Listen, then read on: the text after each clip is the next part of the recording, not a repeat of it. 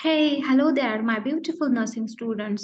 मेरा नाम है Shubhangi and I would like to welcome all of you all BSc and JNM first year nursing students in my nursing YouTube channel. तो आज इस series में हम स्टार्ट करने वाले हैं माइक्रोबायोलॉजी सब्जेक्ट। तो चलो स्टार्ट करते हैं। तो स्टार्ट करने के पहले मेरे पास कुछ आईएमपी क्वेश्चन की लिस्ट है। यानी कि इस चैप्टर में जो क्वेश्चंस बहुत बार पूछे गए हैं उन क्वेश्चन की लिस्ट। तो ये जो फर्स्ट चैप्टर है इंट्रोडक्शन वाला, इसमें से बहुत बार ऑब्जेक्टिव टाइप या फिर शॉर्ट नोट्स टाइप ऐसे क्वेश्चंस आते हैं। तो बहुत बार देखा गया है Robert Koch, postulate, Paul Ehrlich, Louis Pasteur, Leeuwenhoek and scope of microbiology for nurses. तो ये कुछ क्वेश्चन ज्यादा बार पूछे गए हैं। अब इनमें से कौन से ज्यादा इंपॉर्टेंट है, तो बहुत बार scope of microbiology for nurses पूछा गया है, short note on Robert Koch पूछा गया है एंड कॉट्स पोस्टुलेट। चलो आगे चलते हैं। अब इंट्रोडक्शन। माइक्रोबायोलॉजी अगर सीखना है तो हमें पहले जानना होगा कि माइक्रोबायोलॉजी वर्ड का मतलब क्या होता है। तो माइक्रोबायोलॉजी ये टर्म आया है ग्रीक वर्ड से, माइक्रोज यानी कि बहुत बहुत बहुत छोटा टाइम, बायोस का मतलब होता है लाइफ, लोगोस का मतलब होता है स्टडी। तो माइक्रोबायोलॉजी का मतलब होता है study of micro organisms, scientific study of micro organisms. Micro organisms क्या होता है? माइक्रो यानी कि छोटे एंड ऑर्गेनिजम्स यानी कि जीव, सूक्ष्म जीव। कितने सूक्ष्म, कितने छोटे, तो उनको हम नेकेड आई से नहीं देख सकते, उनको देखने के लिए चाहिए सिर्फ और सिर्फ माइक्रोस्कोप। ठीक है। तो हमारे पास बहुत सारे माइक्रो ऑर्गेनिजम्स है, जैसे कि बैक्टीरिया है, प्रोटोजोआ है, अल्गी है, फंगी है and sometimes viruses. Sometimes viruses मतलब वायरसेस जो होते हैं उनके अंदर सेल नहीं होता है। अगर वो हमारी बॉडी के बाहर है तो उनको नॉन लिविंग बोला जाता है, अगर वो बॉडी के अंदर है तो उनको लिविंग बोला जाता है। इसलिए यहाँ पे स्पेसिफिक वर्ड यूज किया है समटाइम वायरसेस। ओके। तो हमने इंट्रोडक्शन में देखा माइक्रोबायोलॉजी ये जो वर्ड है ग्रीक वर्ड से आया हुआ है। इसका मतलब होता है scientific study of micro organisms. Micro organisms यानी कि बहुत छोटे छोटे सजीव जो माइक्रोस्कोप के नीचे ही सिर्फ दिखते हैं। और कौन से ये सजीव होते हैं? Bacteria, protozoa, algae, fungi, virus. तो चलो नेक्स्ट चलते हैं। Historical perspective. तो माइक्रोबायोलॉजी का जो हिस्ट्री है इसमें बहुत सारे लोगों ने अपना अपना कंट्रीब्यूशन, अपना अपना योगदान दिया है। जैसे कि Varro and Columella, Antonie van Leeuwenhoek, Louis Pasteur, Robert Koch, Edward Jenner, Joseph Lister and Alexander Fleming. तो हम एक एक करके देखेंगे। तो सबसे पहले बैरो एंड कोलुमेला। ओके। तो हम सबको पता है कि जो डिसीजेस होते हैं वो एक इंसान से दूसरे इंसान की बॉडी में फैलते हैं। तो ये जो कंसेप्ट है ये बहुत पहले से लोग जानते थे, बहुत पहले से, यानी कि बिब्लिकल टाइम से, यानी कि जब से बाइबल है, यानी कि जब से उत्पत्ति हुई, जब से इंसान बना, ये तब से पता है। ओके।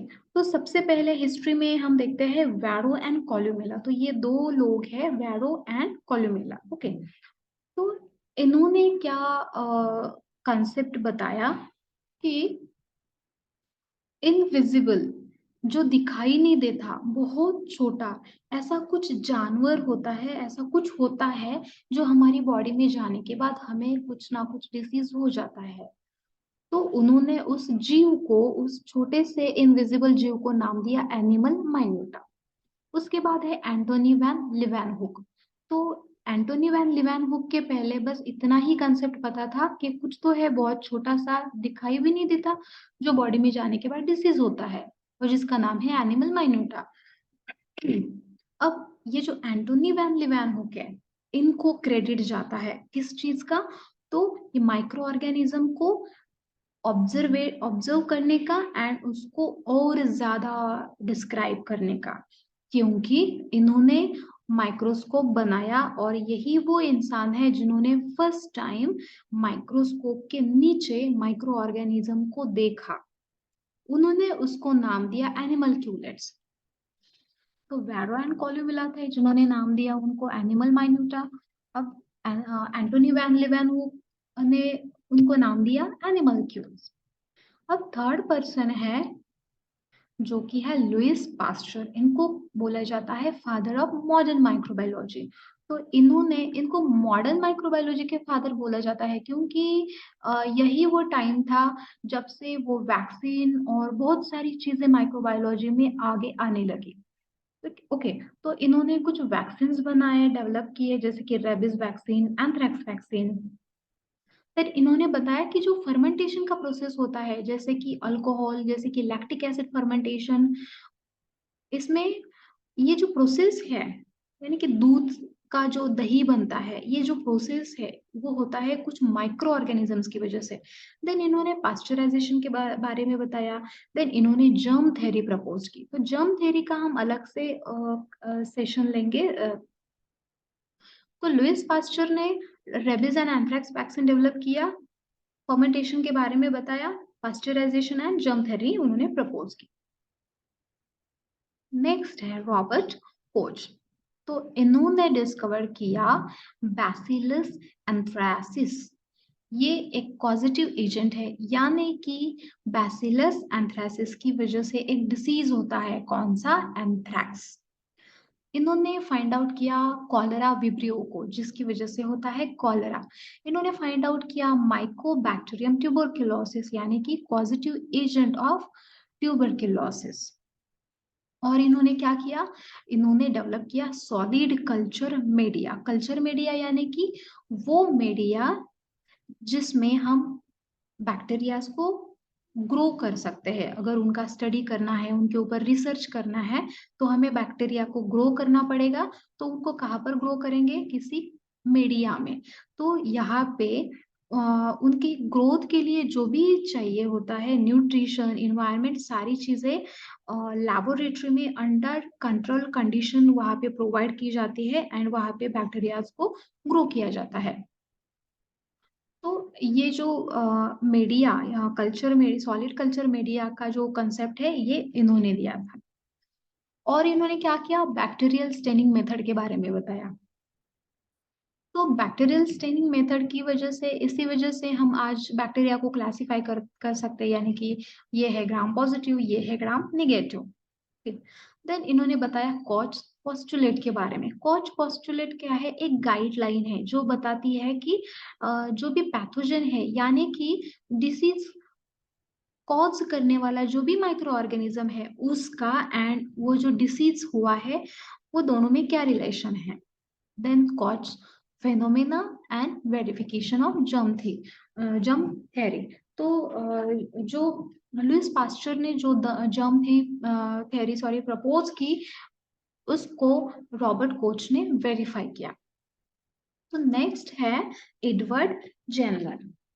अब एडवर्ड जेनर ने फाइंड आउट किया कि अगर लेस पैथोजेनिक एजेंट है, तो वो लेस पैथोजेनिक एजेंट हमें मोर पैथोजेनिक एजेंट के अगेंस्ट प्रोटेक्शन दे सकता है।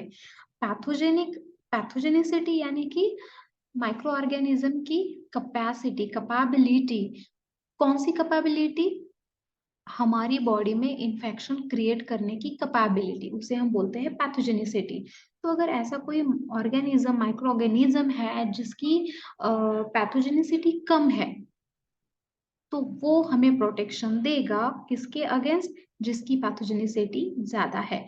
तो इसी कंसेप्ट की वजह से वैक्सीन, यही टाइम है जब से वैक्सीन शुरू हो गए। तो एडवर्ड जेनर ने भी एक वैक्सीन डिस्कवर किया जिसका नाम है काउ पॉक्स। ये काउ पॉक्स किसके अगेंस्ट, यानी किस चीज के लिए दिया जाता है? स्मॉल पॉक्स के लिए दिया जाता है।